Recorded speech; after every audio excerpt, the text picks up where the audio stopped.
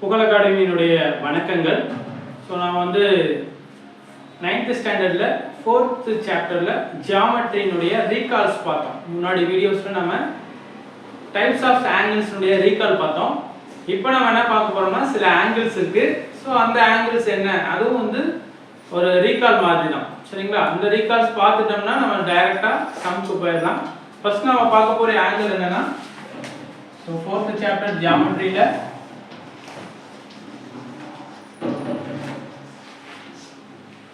first complementary angle.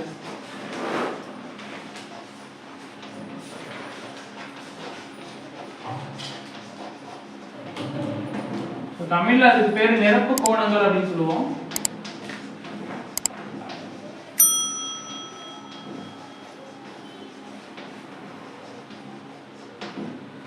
எப்போ ஒரு angle வந்து two angles, ரெண்டு ஆங்கிள் தான் நம்ம நிரப்பு கோணங்கள். எனக்கு கோணங்கள் ஒரு ஆங்கிள்ஸ், சிங்கிள் ஆங்கிள் கிடையாது, ரெண்டு ஆங்கிள்ஸ், அதுதான் நம்ம நிரப்பு கோணங்கள்னு சொல்ல போறோம். எப்போ நிரப்பு கோணங்கள் சொல்ல போறோம் அப்படின்னா, if their sums is equal to 90 degree இருந்துச்சுன்னா அதை நாம காம்ப்ளிமெண்டரி ஆங்கிள் அப்படின்னு சொல்றோம். சரிங்களா?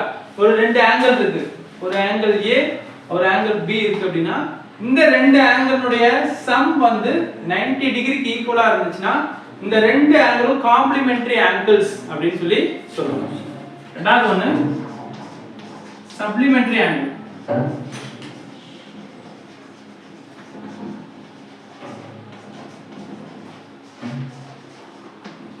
சோ இத தமிழ்ல வந்து மிகை நிரப்பு கோணங்கள் அப்படின்னு சொல்லுவோம்.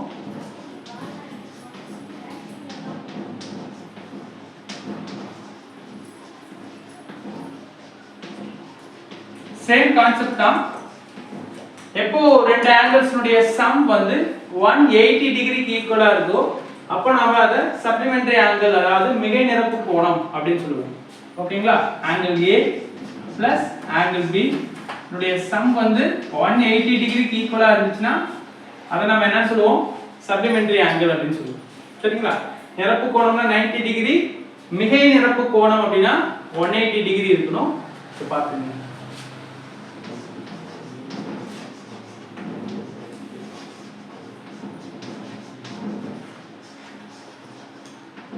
So adjacent angles இத நாம அடுத்துள்ள கோணங்கள் அப்படின்னு சொல்லுவோம்.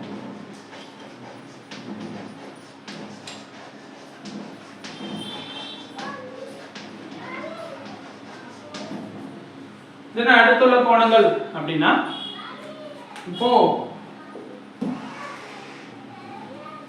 ஒரு லைன் இருக்கு, அந்த லைன் மேல ஒரு ரே லைஸ் ஆகுது. இப்போ ரே லைஸ் ஆனதுக்கு அப்புறம் இது A, இது B, இது C ன்னு எடுத்துக்கிட்டோம் அப்படின்னா,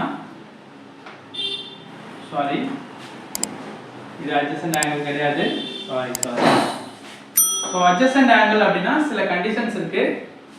அதுக்கு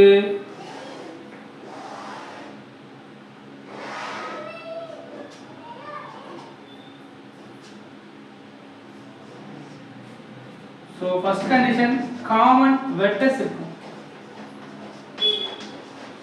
காமன் வெர்டெக்ஸ், அதாவது ஒரு காமனான ஒரு முனைப்புள்ளி இருக்கணும். இரண்டாவது கண்டிஷன் காமன் ஆர்ம்ஸ் இருக்கும். காமன் ஆர்ம் என்னன்னா, இது ஏங்கிற ஒரு ஆர்ம், இது பிங்கிற ஒரு ஆர்ம், இது ரெண்டுக்கும் காமனான ஆர்ம். சரிங்களா?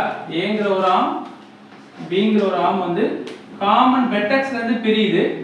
அதுல இருந்து லைஸ் ஆகிறது அந்த ரெண்டு ஆர்ம்ஸ்க்கும் நடுவுல ஒரு ஆர்ம் போகுது இல்லையா, அத நாம என்ன சொல்லுவோம்? காமன் ஆர்ம் சொல்லுவோம். சரிங்களா? C தான் நாம என்ன சொல்றோம்?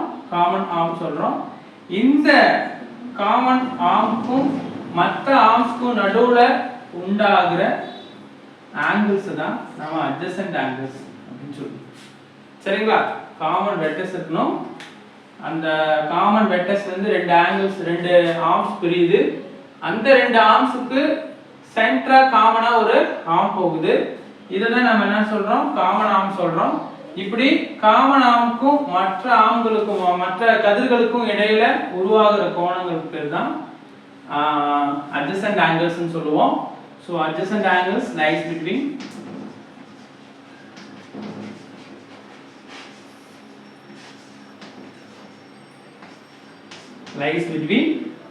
two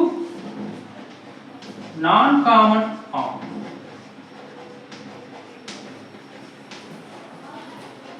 Two non-common arms க்கு நடுவுல லைஸ் ஆகிற ஒரு காமன் ஆர்ம் இருக்கு இல்லையா, அதுல உண்டாகிற கோணங்கள், இந்த காமன் ஆர்ம் ஏற்படுத்துற கோணங்களுக்கு பேர் தான் adjacent angles அப்படின்னு சொல்லி சொல்லுவோம்.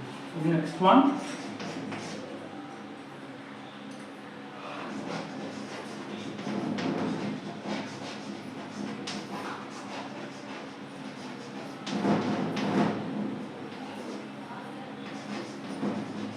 நெக்ஸ்ட் ஒன் வந்து vertically opposite angle அப்படினு சொல்லுவோம்.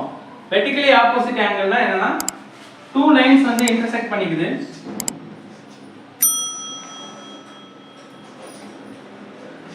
இப்படி two lines ஒண்ணுக்கொண்ணு intersect பண்ணும்போது உருவாகிற கோணங்கள் ஒண்ணுக்கொண்ணு ஆப்போசிட்ல ஈக்குவல். சோ இந்த ஆங்கிளும் இந்த ஆங்கிளும் ஈக்குவல், இந்த ஆங்கிளும் இந்த ஆங்கிளும் ஈக்குவல். இதுதான் வந்து vertically opposite angle அப்படினு சொல்லுவோம். two lines இருக்கு, two lines intersect பண்ணும்போது அதனுடைய intersectனால உருவாகிற angles vertically opposite. ஒண்ணொண்ணு என்னது, இதுக்கும் இதுக்கும் சேம் டிகிரியா இருக்கு. இது ஒரு 50 டிகிரி அப்படினா இதுவும் 50 டிகிரி, இது ஒரு 80 டிகிரினா இதுவும் ஒரு 80 டிகிரி, அல்லது ஒரு 90 above இது ஒரு 90 above. இங்க என்ன ஆங்கிள் ஃபார்ம் ஆகுதோ சேம் ஆங்கிள் இங்க, இங்க என்ன ஆங்கிள் ஃபார்ம் ஆகுதோ அதே ஆங்கிள் தான் இங்க. சரிங்களா? இது இல்லாம ஒண்ணு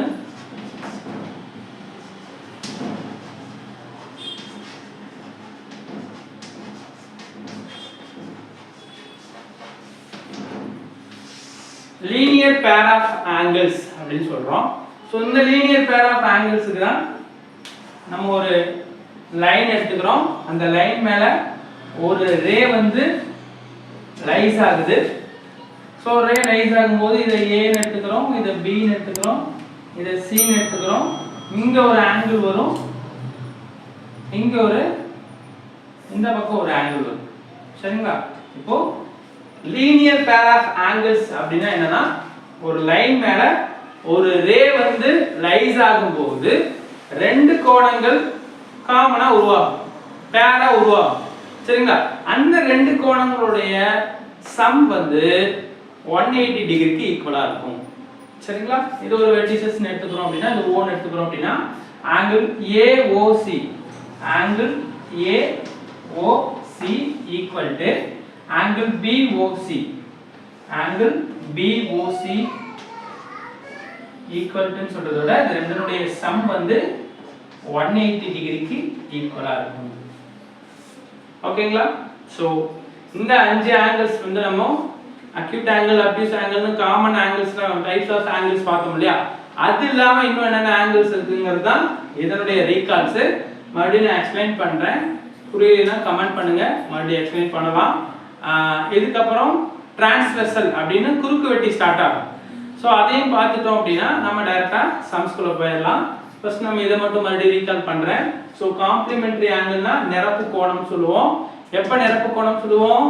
ரெண்டு கோணங்களுடைய சம் அடிஷன் வந்து 90 டிகிரிக்கு ஈக்குவலா இருந்துச்சுன்னா அத ரெண்டையும் நம்ம என்ன சொல்லுவோம்? நிரப்பு கோணங்கள் அப்படின்னு சொல்லுவோம். அதே மாதிரி ரெண்டு ஆங்கிள்ஸ்னுடைய சம் 180 டிகிரிக்கு ஈக்குவலா இருந்துச்சுன்னா அத மிகை நிரப்பு கோணங்கள், சப்ளிமெண்டரி ஆங்கிள் அப்படின்னு சொல்லி சொல்லுவோம். சப்ளிமெண்டரி ஆங்கிள்ஸ் ரெண்டு ஆங்கிள்ஸும் சேர்த்து தான் இதுக்கு இது சப்ளிமெண்டரி, இதுக்கு இது சப்ளிமெண்டரி அப்படின்னு சொல்லுவோம். நெக்ஸ்ட் அட்ஜசன்ட் ஆங்கிள்ஸ், அடுத்துள்ள கோணங்கள். adjacent angles என்னது? காமன் வெர்டெக்ஸ் இருக்கணும், காமன் ஆர்ம் இருக்கணும். அந்த adjacent angles lies between two non common arms. சரிங்களா? இதான் காமன் வெர்டெக்ஸ், இது வந்து காமன் ஆர்ம். இது இந்த காமன் ஆர்ம் எதுக்கு ரைஸ் ஆகுது? இந்த AB அப்படிங்கற two non common armsக்கு நடுவுல ரைஸ் ஆயிட்டு அதனால angles வந்து ஃபார்ம் ஆனுச்சுனா அத நாம adjacent angles அப்படினு சொல்லி சொல்லுவோம். சரிங்களா? adjacent angles அடுத்துள்ள கோணங்கள் அப்படினு சொல்றதை விட பொதுவான கோணங்கள் அப்படிங்கற மாதிரி சொல்லலாம். பொதுவான கோணங்கள். Next vertically opposite angles. So ஒரே ஒரு கண்டிஷன் தான், A இது B இது C இது G. ஸோ ரெண்டு லைன் வந்து என்ன ஆகுது, இன்டர்செக்ட் ஆகும்போது அதனால ஆங்கிள்ஸ் ஃபார்ம் ஆகுது. ஸோ 4 ஆங்கிள் ஃபார்ம் ஆகுது. இந்த 4 ஆங்கிள்ல இந்த ஆங்கிள் சேம், இந்த ஆங்கிள் சேம். ஆப்போசிட்டா இருக்கிற ஆங்கிள்ஸ் ஆர் சேம், ஈக்குவல். இது வந்து 50 னா இது 50, இது 100 னா இது என்னது 100 வரும். சரிங்களா? சோ இதுதான் நம்ம என்ன சொல்றோம், வெர்டிகலி ஆப்போசிட் ஆங்கிள்ஸ் அப்படினு சொல்றோம். Next one linear pair of angles அப்படினு சொல்றோம். லீனியர் பேர் ஆஃப் ஆங்கிள்ஸ்க்கு ஒரே ஒரு கண்டிஷன் தான், என்னன்னா ஒரு லைன் இருக்கு, அந்த லைன்ல என்ன ஆகுது, ஒரே ஒரு ரே, ஒரு கதிர் வந்து லைஸ் ஆகுது, உருவாகுது. அப்படி உருவாகும் போது ரெண்டு ஆங்கிள் காமனா ஒரு பேரா ஒரு ரெண்டு ஆங்கிள் ஃபார்ம் ஆகுது. இந்த ரெண்டு ஆங்கிளுடைய சம் எதுக்கு ஈக்குவலா இருக்கும், 180 டிகிரிக்கு ஈக்குவலா இருந்துச்சுன்னா நம்ம அத லீனியர் பேர் ஆஃப் ஆங்கிள் அப்படினு சொல்லுவோம். சரிங்களா? இன்னும் டிரான்ஸ்வர்சல்னு சொல்லப்படுற குறுக்கு வெட்டியை மட்டும் நாம பார்த்துட்டோம்னா ஜியோமெட்ரியினுடைய பேசிக்ஸ் எல்லாமே நம்ம எப்பயுமே பார்த்தாலுமே இவ்வளவுதான் பேசிக்ஸ். ஒண்ணு என்னென்ன ஆங்கிள்ஸ் இருக்கு, டைப்ஸ் ஆஃப் ஆங்கிள்ஸ் பார்க்குறோம், பிளஸ் இந்த மாதிரி angles complementary, supplementary, linear pair of angle, plus vertically opposite angle, adjacent angles, இதுனா என்னங்கிறது தெரிஞ்சிட்டோம்னா பிளஸ் ஒன்னு டிரான்ஸ்வர்சல் குறுக்கு வெட்டி அப்படின்னு சொல்லுவோம். இது எல்லாமே தெரிஞ்சிச்சுன்னா ஜியோமெட்ரியினுடைய பேசிக்ஸ் எல்லாமே நமக்கு கண்டிப்பா தெரிஞ்சிடும். சரிங்களா?